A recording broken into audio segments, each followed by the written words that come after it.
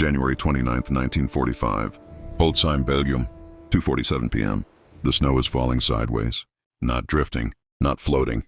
It slashes across the village like thrown sand, stinging the eyes, filling the mouth with the taste of metal and cold. The sky is a flat, colorless sheet, pressed low over the rooftops, as if the world itself is trying to crush everything beneath it. A farmhouse stands at the edge of the village. Its stone walls are dark with damp. The roof sags under the weight of snow. Somewhere inside, a cow moans. Slow and frightened, sensing the violence that hangs in the air, First Sergeant Leonard Funk steps around the corner and stops. The world freezes. 90 German soldiers stare back at him. For a heartbeat, nobody moves. Some of the Germans already have rifles in their hands. Others are bent over a pile of weapons in the snow, fingers numb and clumsy as they grab for steel and wood. White camouflage capes blend into the storm, ghost figures against the ground. 4 American soldiers are kneeling in the snow, hands locked behind their heads, helmets gone, weapons gone. Prisoners. Funk's stomach tightens. 20 minutes ago, those Germans were prisoners too. 80 of them, captured house by house during the assault on this village, guarded by the only 4 men Funk could spare. Now they are free, armed, organizing. A German officer steps forward, young, clean-shaven, eyes sharp with confidence. He closes the distance in 3 long strides and jams the muzzle of an MP-40 submachine gun into Funk's stomach. The cold metal presses through wool and webbing. The officer shouts. German words, fast, harsh, spitting into the wind. Funk doesn't understand a single one. The officer shouts again, louder. Veins rise in his neck. His face reddens with anger. This is not how Americans are supposed to behave. They are supposed to freeze, to flinch, to beg. Funk looks around. 90 Germans. 4 of his men kneeling. 1 other American beside him, pale and silent. A gun pressed into his gut. The math is simple. There is no escape. No cavalry coming over the hill. The correct move is surrender. Leonard Funk starts laughing. At first it is a short breath, a sharp bark that escapes before he can stop it. Then it becomes something else. Uncontrollable. The sound cuts through the storm. The German officer blinks. Confusion flickers across his face, then rage. He screams again. Funk bends slightly at the waist, one hand on his knee, shoulders shaking. Tears sting his eyes, not from fear, but from the absurdity of it. The screaming, the gun, the expectation that this moment will end cleanly. I don't understand what he's saying, Funk calls out in English, laughing harder. A few of the German soldiers glance at each other. One of them snorts. Another lets out a short laugh before catching himself. The officer is furious now. What happens next will take less than 1 minute. When it is over, 21 Germans will be dead, and the man who laughed will still be standing. Leonard Alfred Funk Jr. is born on August 27, 1916, in Braddock Township, Pennsylvania, a steel town. The air there always smells like smoke and iron. The Monongahela River runs thick and dark beside the mills, carrying waste and heat and the reflection of smokestacks that never seem to stop burning. Leonard grows up fast. His father works long shifts. His mother does what she can. Money is tight even before the Depression sinks its teeth into the country. By the time Leonard is a teenager, he is already half grown into responsibility, watching his younger brother, fixing things around the house, learning that nobody is coming to save you. There is no room for dreaming in Braddock. When Leonard graduates high school in 1934, the country is on its knees. Factories are closing. Men stand in lines for bread. College is a fantasy for other people's sons. He takes work where he can find it. Steel dust in his lungs, calluses on his hands, a quiet endurance that settles into his bones. When war breaks out across Europe, it feels far away. A problem for old countries with old grudges. But by June 1941, the draft comes. Leonard's number is called. He reports to the induction center in Wilkinsburg. 24 years old, 5 feet 5 inches tall, 140 pounds. The Army doctor looks at him and likely thinks clerk, supply, rear area work. Leonard Funk volunteers for the paratroopers.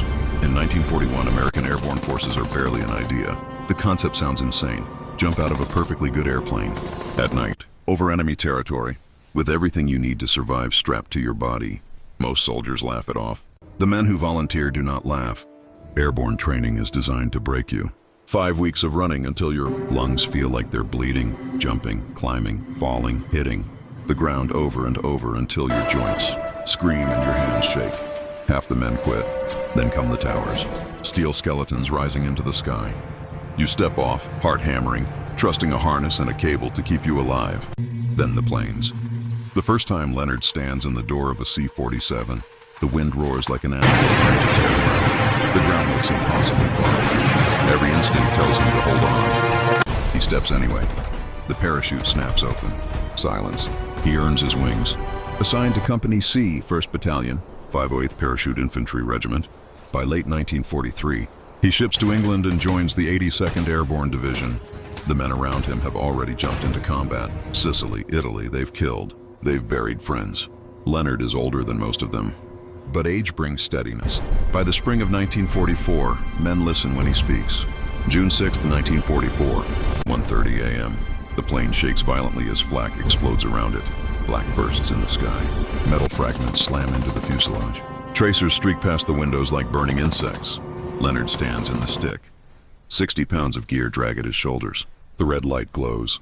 The green light snaps on. He jumps. The blast from the propellers hits him like a wall. Then the chute opens and the world goes quiet again. Below him is France, enemy territory in every direction. The airborne drop is chaos. Planes are too low, too fast. Men jump into flooded fields and drown under the weight of their equipment. Others land in German camps and are killed before they can cut free. Leonard hits the ground hard. Pain flares in his ankle. Sharp, immediate. Something tears. He swallows it. Buries his chute. Starts moving. He is 40 miles from his drop zone. Alone. By dawn, he has gathered other lost paratroopers. Men from different units, different regiments. All of them scared. All of them looking for someone to follow. Leonard takes the lead. For 10 days, they move through German-held territory. At night, they walk. By day, they hide. Leonard insists on point, despite the pain in his ankle. Each step feels like glass grinding in his joint. They fight when they must. They survive. On June 17th, they reach Allied lines. 18 men, every single one alive. Leonard Funk receives the Silver Star, and the war is just beginning. England smells like damp wool and engine oil. Leonard Funk sits on an ammunition crate outside a canvas tent. Boots unlaced, rubbing his ankle. It never healed right after Normandy. It aches in the cold, a deep, stubborn pain that feels like it lives in the bone now. Around him, paratroopers smoke, laugh, curse. They talk about the next jump the way men talk about weather, something inevitable, something you can't control. Leonard doesn't talk much. He writes a short letter home. Careful handwriting. He doesn't mention fear, doesn't mention the bodies in the hedgerows. He writes about the countryside, about how green England is, about how he's fine. He folds the letter slowly. Above him, planes roar overhead. Something big is coming. September 17th, 1944. The sky over Holland fills with parachutes. White blossoms against blue. It is the largest airborne operation in history. 35,000 men falling out of the sky. Americans, British, Poles. The plan is bold, almost arrogant. Capture the bridges, hold them. Let the ground forces race north. Cross the Rhine, end the war by Christmas. Leonard doesn't know any of that. He knows his job. He hits the ground hard again. The familiar jolt, the quick check of limbs, the smell of earth and smoke. His company secures its initial objectives with practiced efficiency. House to house, field to field, short violent bursts of action followed by waiting. Then Leonard hears it, a ripping sound, not rifle fire. He looks up. Gliders are coming in, wooden aircraft, fragile, packed with men, jeeps, artillery, supplies. They descend low and slow, completely exposed. And then he sees the flashes. 20 Mealy flak guns, 3 of them. German anti-aircraft guns dug into a rise overlooking the landing zone. Each burst tears through the air where the gliders are flying. Leonard watches a glider shudder, lose altitude, slam into the ground in a cloud of splintered wood and fire. Men scream. Another glider veers, wing clipped, cartwheeling. Leonard feels something cold settle in his chest. Those guns are killing men who haven't even had a chance to fight back. He doesn't wait for orders. Leonard gathers 3 men. That's all he has. They move low through tall grass, using folds in the land. The sound of the guns masking their approach. Leonard can smell the guns now. Burnt powder, hot metal. The position is well prepared. Sandbags, camouflage netting, interlocking fields of fire. German soldiers move with confidence, feeding ammunition, adjusting aim. There are 20 of them. Leonard knows the math. Doctrine says you need 3 attackers for every defender. Leonard has the opposite. He looks at his men. No speeches, no heroics, just a nod. They attack. Grenades first. Explosions tear through the gun pit. Dirt and blood spray into the air. Leonard is moving, ankle screaming, Thompson barking in short, controlled bursts. He sees faces, young, shocked, terrified, before they disappear. The first gun falls silent, then the second. The third gun crew tries to swing their weapon around. Leonard is already there. When it's over, the hill is quiet. The gliders land. Men live. Leonard Funk receives the Distinguished Service Cross. He now holds 2 decorations most soldiers never see, and still the war tightens around him. December 1944. The forest is frozen. Trees stand bare and skeletal, branches clawing at a sky the color of steel. Snow lies deep, swallowing sound, swallowing warmth. The Germans come back. The Battle of the Bulge explodes through the American lines. Tanks, artillery, infantry, in white camouflage, moving like ghosts through the trees. Leonard watches exhausted men stumble past him, eyes hollow. Then he hears about Malmedy. The story spreads in whispers. Americans surrendering. Hands up, then machine guns. Men shot where they stand.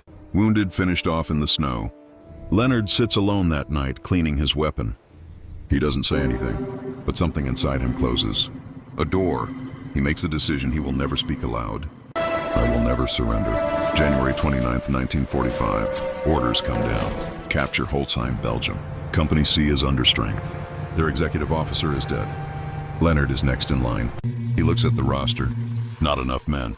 So he goes to the rear. Clerks, cooks, supply men. You're infantry now, he tells them. Some of them stare at him, joking. He isn't. They march 15 miles through waist-deep snow. Wind cuts through coats. Artillery walks the roads around them. Leonard leads. They reach the village. House by house they fight. They take it. 30 prisoners, then 50 more. 80 Germans corralled in a farmhouse yard. Leonard assigns 4 guards. It will be enough. He turns away, and behind him, history is lining up.